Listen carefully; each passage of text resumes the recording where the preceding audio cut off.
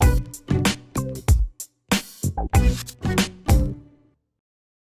everyone, I'm Lillian. And I'm Felipe. We are the Postmodern family. We are Americans living in the UK, living a traditional life. And there's an airplane going overhead right now. Oh, it's purple and orange and red. What's that? Flyby. Really? Today we're going to react to the top 5 comments under our most popular video for July. And that's the Gorilla Cadbury advert.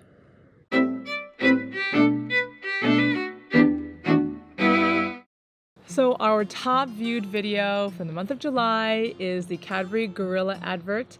So nearly 15,000 views. 14,938 And it views. came out in July, the 24th of July. So that's less than a really week recently. ago. So yeah, 2 even weeks though ago. it only had, 2 weeks ago. So I guess you're counting the whole month, yeah. So maybe even in another August. 2 weeks it will totally beat the second place one out. But the second place one was They Shall Not Grow Old, which had 14,800 something views. So it's very close second. So we will only be commenting on the comments from the #1 video from July, which is the Gorilla advert. Okay, the first comment comes from Music Gary J. He's been a frequent commenter. I recognize that avatar, which to me looks like Richard Nixon, but I'm not sure it is. You tell me. Maybe it's himself. He says, based on the avatar, Cadbury's dairy milk is not what it was, ... since being taken over by the evil Americans, Kraft, in 2010. The ingredients now contain corn syrup instead of real sugar, and it definitely doesn't taste the same. All right, wait. Let's pause there in the comment on this rather long comment. So, Kraft is American Company. and he thinks it's evil. And I wasn't quite sure what he meant until he mentioned corn syrup, and then I thought, yeah, that is evil. He's talking about like high fructose corn syrup, Yeah, right? that's right. That's evil. Apparently, only Cadbury's in Australia still use the original sugar recipe. The small-sized dairy milk bars are now made in Poland and are even worse, with a horrible, sickly aftertaste. See, I'm used to that aftertaste in America.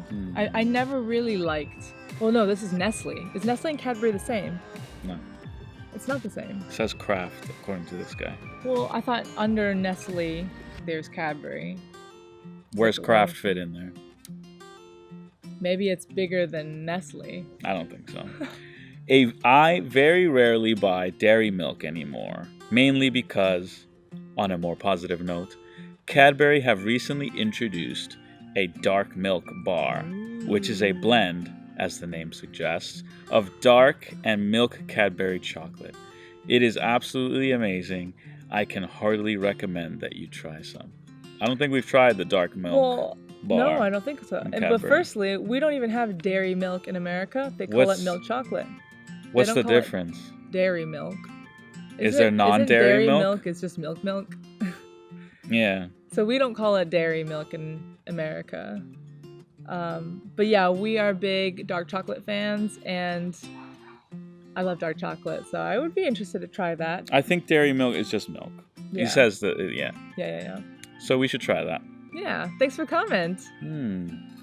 Okay, the second comment comes from John Gaskell, and he says, they did try it with a real gorilla, but he couldn't get all the notes right and kept farting.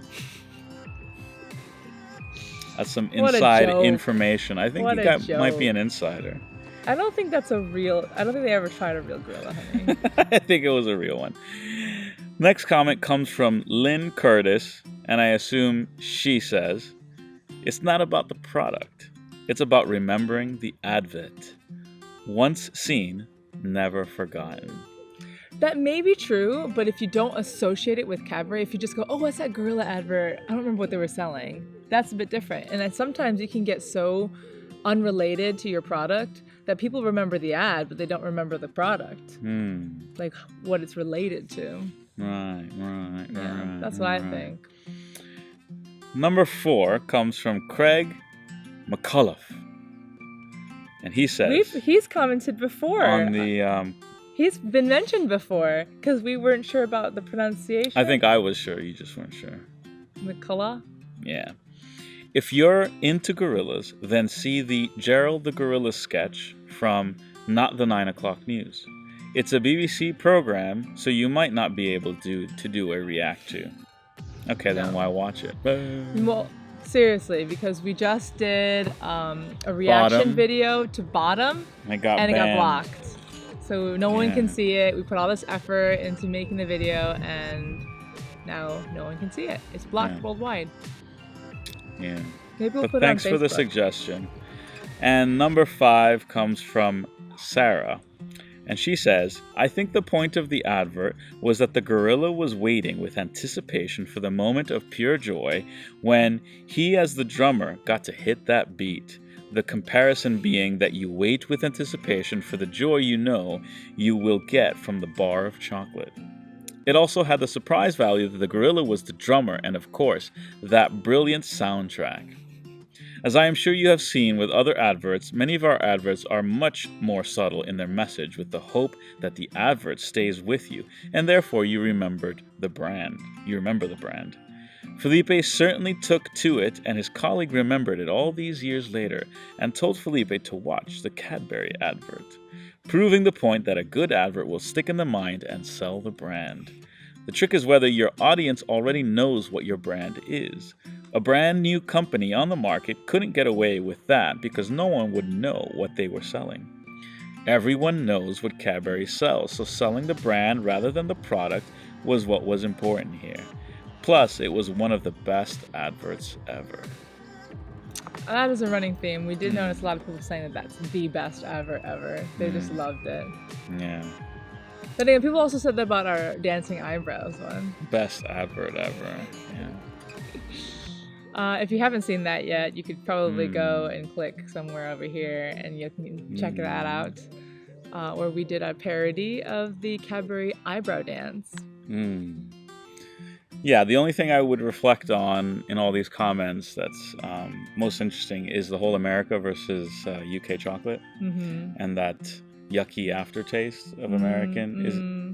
How do you describe that aftertaste? Is it like vomit?